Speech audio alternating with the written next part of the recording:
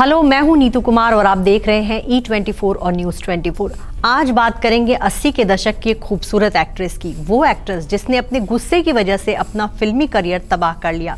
बात कर रही हूँ फराह नाज़ की, जो कि तब्बू की बड़ी बहन थी और 80 के दशक में उन्होंने कई सारी फिल्मों में काम किया। फासले उनकी एक फिल्म थी, मरते दम तक एक फिल्म में उन्होंने काम किया था। फराह की नसीब अपना अपना एक फिल्म थी जो कि बहुत बड़ी हिट हुई थी। उस फिल्म में उनके साथ जो है ऋषि कपूर थे। ऋषि कपूर के साथ उन्होंने बहुत सारी फिल्में की थी।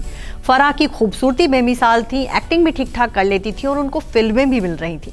लेकिन उनकी एक कमी थी, फराह जो है बहुत गुस्सा करती थी। सेट पर उनके बहुत टैंट्रम्स होते थे और कई बार तो अपने को स्टार से झगड़ पड़ती थी। उस दौर में कई ऐसे हीरोज हैं जिनके साथ जो है फराह की अनबन हुआ।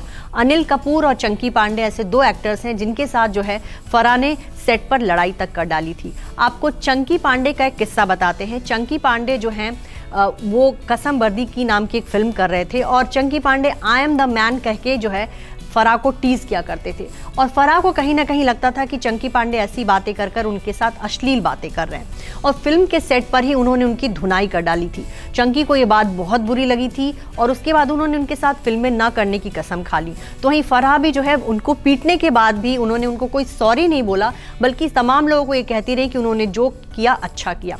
अनिल कपूर के साथ भी फराह का बहुत ज़्यादा बना नहीं। आपको ये बता दें कि रखवाला फिल्म में पहले फराह आने वाली थी, लेकिन जब अनिल कपूर ने देखा कि पिछली एक दो फिल्मों में फराह का बिहेवियर सही नहीं रहा तो उन्होंने रखवाला फिल्म से फराह को निकलवा दिया और वहां पे उनकी जगह माधुरी दीक्षित ने ले ली। माधुरी दीक्षित के साथ उनकी फिल्में एक के बाद एक हिट होती रहीं और फराह जो है कहीं ना कहीं उनकी जगह जो है एक तरह से माधुरी दीक्षित आ गई और ज़्यादातर हीरो जो हैं उनके साथ काम करने लगे। फराह का एक ये था कि वो सेट पे गाली भी बकती थी, कई बार वो बहुत अजीबोगरीब बयान दे देती थी और बहुत प्रोफेशनल नहीं थी। आपको बता दें ऋषि कपूर ने फराह के बारे में एक बार उनकी तस्वीर शेयर की थी और ये लिखा था कि अगर फराह प्रोफेशनल होती, अगर ये सेट पर बहुत गुस्सा नहीं करती, अपने को स्टार से लड़ाई नहीं करती, तो ये भी अपने दौर की एक सुपरस्टार हो सकती थी। लेकिन फराह के साथ दिक्कत ये थी कि उनको फिल्में मिल रही थी, उस दौरान अच्छे स्टार्स के साथ वो काम कर रही थी, लेकिन इसके बावजूद वो अपने गुस्से पे कंट्रोल नहीं कर पाती थी। तो ऐसे में कुछ इक्का दुक्का फिल्में उनकी हिट रही और उसके बाद के दिनों में उनको वैसी फिल्में नहीं मिली और धीरे धीरे उनका करियर जो है, जब माधुरी दीक्षित, काजोल, रवीना टंडन और जूही चावला जैसी एक्ट्रेसेस जब बॉलीवुड में आई तो फराह के करियर का सूरज जो है कहीं ना कहीं अस्त हो गया और फिर इन एक्ट्रेसेस ने उनकी जगह ले ली। बाद के दिनों में फराह को जो है फिल्मों में साइड रोल करने पड़े। बहुत सारी फिल्मों में वो माँ और बहन के किरदार निभाती हुई ने आखिरी बार जो है 2005 में वो फिल्म शिखर में नजर आई थी। फराह के निजी जिंदगी की बात करें तो तब्बू की तो बहन है ही, शबाना आजमी जो है उनकी बुआ लगती हैं।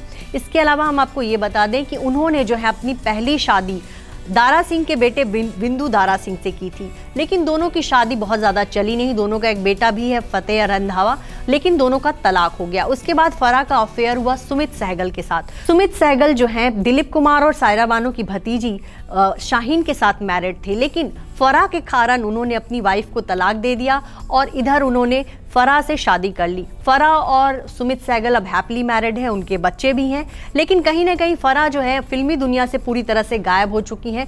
कभी कभार वो तब्बू के साथ नजर आती हैं, लेकिन फिल्मी पर्दे से वो दूर हो चुकी हैं। लेकिन 80 के दशक की उस खूबसूरत एक्ट्रेसेस के बारे में कई कहानियां हैं, जिसमें से एक ये कहानी भी थी कि फराह जो है अपने फिल्म के सेट पर अपने ही हीरो को पीट डालती थी।